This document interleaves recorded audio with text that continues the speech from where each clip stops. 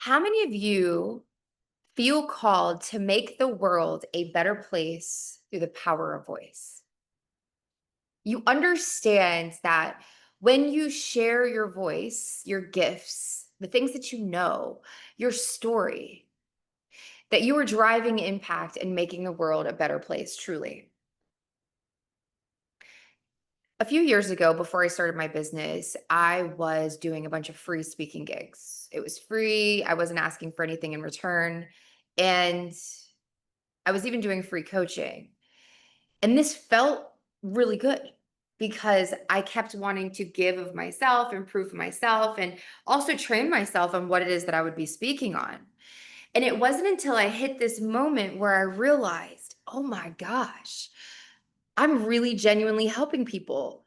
I'm helping people make money. I'm helping people change their thinking. I'm helping people change their life. And so I like to reference the clutch analogy. And really all this is if you've ever driven a manual car before, you recognize that there is a sweet spot where you have to release the clutch and hit the gas for you to switch into the next gear and take off driving. And this happens at every gear. And it was in this moment that I realized I can no longer offer my services for free. It was my thinking. I didn't recognize my own value that entire time. But not only did I not recognize my own value, I had to build up to a place where I could recognize my own value. And so I had been for years invited to speak for free. And I was coaching people for free, speaking for free. And then I got to a point where I started to feel a little bit depleted. Yeah, I was helping people. It was amazing. It was transformational. Absolutely.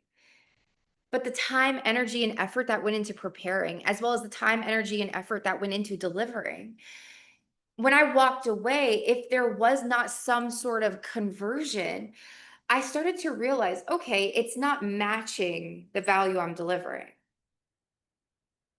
I got a thumbs up. The the message I'm sharing and the gift that I'm giving, it's not matching what I'm receiving in return. And that's when I started to realize, okay, I cannot keep doing this for free.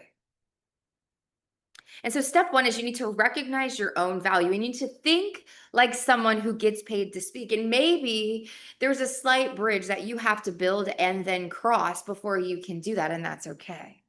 It's totally fine. Just get there. And it reminds me too of the first time I got paid to speak. It was for a webinar.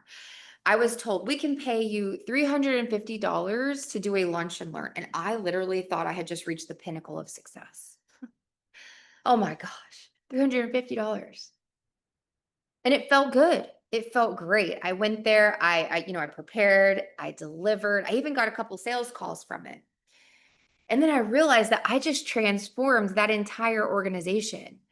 They started bringing on guest speakers. They started bringing on really, really like technical experts to come in and do the exact same thing that I just did. There's a ripple effect that takes place when you show up somewhere, when you bring your truth, when you bring your knowledge, when you start sharing your story. There's a ripple effect.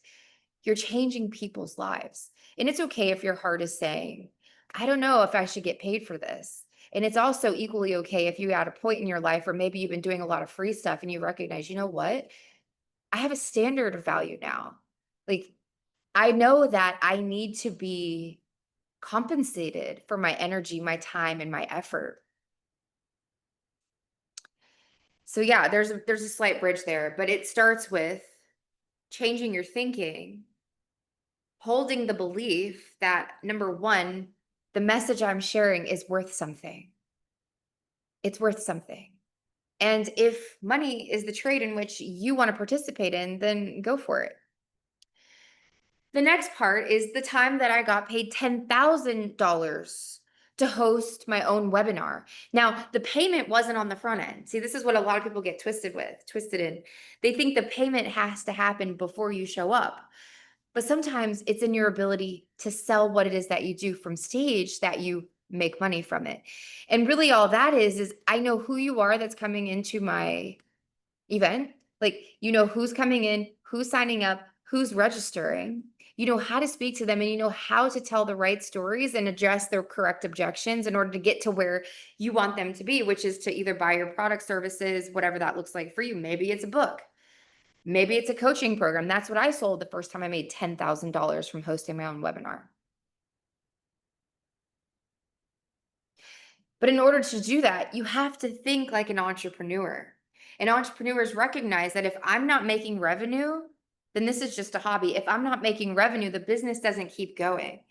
And so if you're going to do the big job and take the big risk of putting yourself in front of an audience, you want to make sure you increase your chances of receiving the compensation in doing so.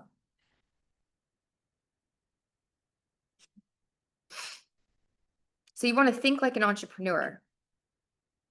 And entrepreneurs who are on a path to affluence and an improved lifestyle. And if you want to make money in this world and you want to continue to make money, then every time you show up somewhere, the belief that you need to hold is every time I speak, every time I share my message, every time I use my voice, cash flows into my bank account effortlessly. It's a major shift that has to happen internally before you can see the external benefits of this. Every time I speak, every time I share my voice, even if one person shows up, two people show up, five people show up, cash flows into my bank account effortlessly.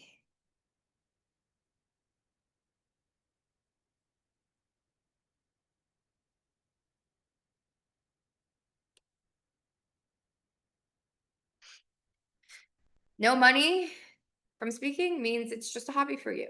And that's fine. Maybe that's all you want it to be, but you can make an impact and make an income at the same time.